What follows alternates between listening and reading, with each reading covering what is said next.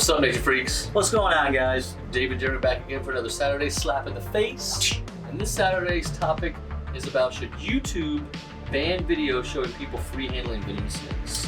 Yeah, with the recent and unfortunate passing of Dingo Dinkelman from a venomous snake bite, this is a really hot topic right now. So we thought we'd address it, so let's get into it. Nature in your face! Alright guys, so first of all, we want to make it clear that we are not for giving up your rights and your freedoms. We don't want the government to have too much power or YouTube telling you what you can and can't do. But we want to know what you guys think about allowing videos that may encourage reckless behavior. What do you think, Dave? Well, I think the adage of it's only going to hurt yourself doesn't apply here, because obviously some of these YouTubers, these influencers have hundreds of thousands, if not millions of subscribers. There's a lot of young kids watching this, people who want to kind of imitate you. They're the new celebrities, basically. Jimmy! I say you come for my blood! Can you get my blood? That's right. So, people are going to copy, these influencers, and that can become very dangerous because it really does take a little bit of training and some skill to be able, at least experience, to handle venomous snakes. We know that firsthand. Yeah, and when we're in the field or with captive venomous snakes, we do use tools, typically hooks, one hook, and we tail the snake, which, you could argue that in itself can be dangerous, yeah. And so I guess we're just saying, at what point are you just, showing off, or are you actually needing to do this? If you free handle to move a snake from its enclosure, to clean it, to work with it, that's one thing. But to be making videos where you're prolonged holding these snakes in the wild, in captivity, and then, it's only a matter of time until you're bitten, and there's plenty of examples on the internet for us to see. Plenty of examples of guys who are so-called experts, and I'm not, again, we're not trying to put anybody down. But it seems like a lot of people get a pass after being bitten by a venomous snake. What I mean by that is a lot of these guys that have great reputations, that supposedly know what they're doing, are getting bit. And when someone, just an average hobbyist, some guy that maybe not well known gets bit, everybody gets on them and says they're foolish and they're stupid and they're going to pass laws now to stop people from owning these snakes. So it's kind of a contradiction. You're either going to ban it or you're not going to ban it. I don't really know if these guys are any better than any average person. Yeah, and so typically when people are acting, reckless or what would seem dangerous is when things start to be enforced upon people, You could talk about like even gun laws. There's plenty of responsible gun owners there, but as soon as something bad happens involving a gun, then laws are coming out like crazy and people wanting to shut things down and remove that. And so we're saying, could this happen with YouTube, where there's too many people, being what could be seen as reckless with these venomous snakes, that they might just start taking, videos down from free handling to even if you're hooking a venomous snake, because you could be the promoting younger people to go, hey, give it a try. Pick up a rattlesnake without a hook, pick up your pet cobra, and then next thing you know, someone's in the hospital dead, losing tips of their fingers. Yeah, it's a shame. Now, not gonna lie to you, as Jeremy said, we do a lot of videos out in the wild, so we do handle venomous, mostly vipers, because obviously in our area there's not too many elabids. You got coral snakes, but very different than cobras. But we do travel. We were just recently in Singapore. I was in Thailand.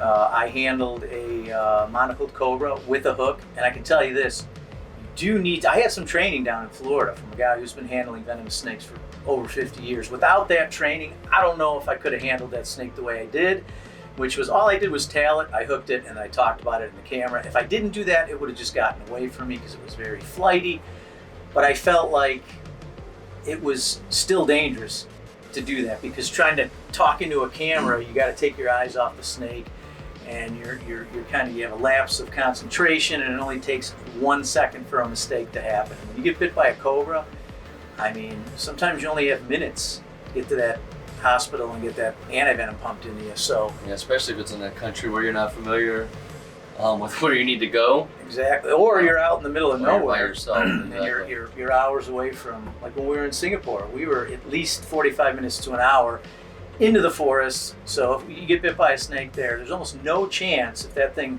gives you a full bite, that you're going to make it out alive. Yeah, so even using a hook, even zookeepers, people who work with these professionally, people who are milking these snakes in labs, they still make mistakes and they get bit. Yep. Yeah, so I mean, they know the risk to their own life of doing this. So to take it one step, farther and use zero tools to freehand. Now I know there's some people out there that would argue, you get the sissy route that we're the true snake handlers, and that's fine. I don't know what do you guys think? Is that more of a skill to not use any tools and to be able to free handle the snake? Is that like the ultimate snake experience there? Or some people would even argue it's safer to not use a hook with a large cobra or mamba, that they need to have their hands to be more in control. I don't know, what do you guys think? We don't keep any mambas. I've never handled a mamba, so I can't attest to that. But yeah, and it's unfortunate in a way that a lot of these guys that have all these subscribers and these millions of views are the people who are free handling the snakes, because let's face it, it's cool. It is cool. If I was a little kid and I was watching that, even let's take Steve Irwin for example. He would feed crocodiles, he'd hold food up to them. I mean, the risk of him getting grabbed, just that potential attracts an audience. But people who don't do it and think they're doing it, quote, the right way, are the people who might not be getting as many subscribers because it's just not as cool to people. And that's kind of unfortunate. And I guess we can use us as an example. We try not to go out of our way to do things that are sensational just to attract viewers. We try to educate and do things the right way.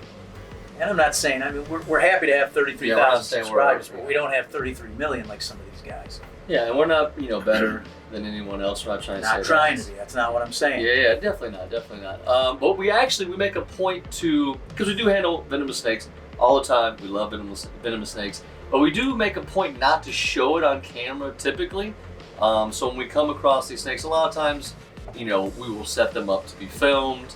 Move them off the road. We might even take pictures with them, just because we love the snakes, but we don't show it in the video because we really don't want to encourage younger people to play around with this potentially dangerous animal. So we don't want to be responsible for that. So we're not saying we don't do it and you shouldn't do it.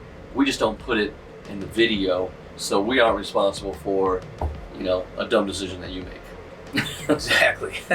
And there are, you can go on YouTube, and I don't care if we, talk about, Chandler and Tyler. These guys have both been bitten, what was it, an Indian cobra, and then a king cobra, so they're missing parts of their fingers. So, these are guys who do it all the time. And I would say that they are professional handlers, sure. just because they're good at what they do. There's no doubt about it. But if you do it often enough, but they make mistakes. It's not a matter of, if, it's a matter of when in most cases. And, I love Rupert's videos. I watch Rupert all the time. If you're not familiar with him, he's out in Southeast Asia, and he's in some of these areas where just he's finding snakes that no one's ever filmed before. Mm-hmm. I think he's had a few snakes that he's discovered, or at least some subspecies.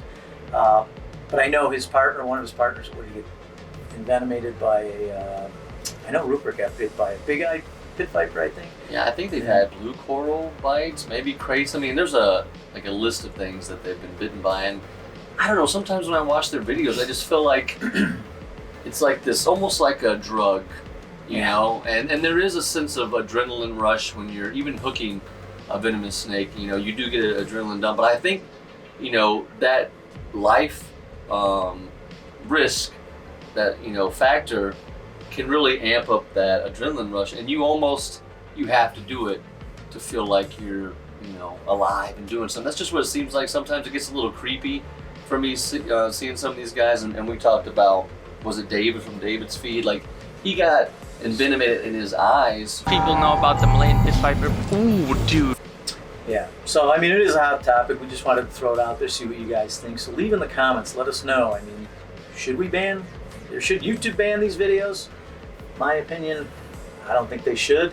but I think people should kind of tone it down, maybe, especially after the recent death of Dingo Nickelman. The guy was such a cool guy. Yeah, family So many man. people. Yeah, so many people. What a shame. I mean, if you don't know who he is, look him up. Dingo is from South Africa. I mean, he had every venomous snake you can imagine. He was, I guess he had an allergy to snake venom. I mean, even non-venomous snakes. So, I mean, he was really putting himself at risk by handling any snake Right, at he all. had a greater risk than just the average person would. And I don't know Sure. the circumstances behind how he got bit, but I mean, it doesn't matter. He got bit. He's no longer with us. He was a huge, he was beloved in the community. And I mean, there's a list of people, even scientists, just going out, talking about like, handling snakes for the first time, misidentifying like a wolf snake, and what was his name? Slewinski. yeah. And so, I mean, what do you guys think? Do you free handle? Do you think it's dumb? Does it matter? You know, do you think that people should be using double hook snake tongues only, not even putting a hand on the snake? Let us know your opinion, and especially about the, should YouTube promote these videos and these people who are, doing videos that could be deemed reckless?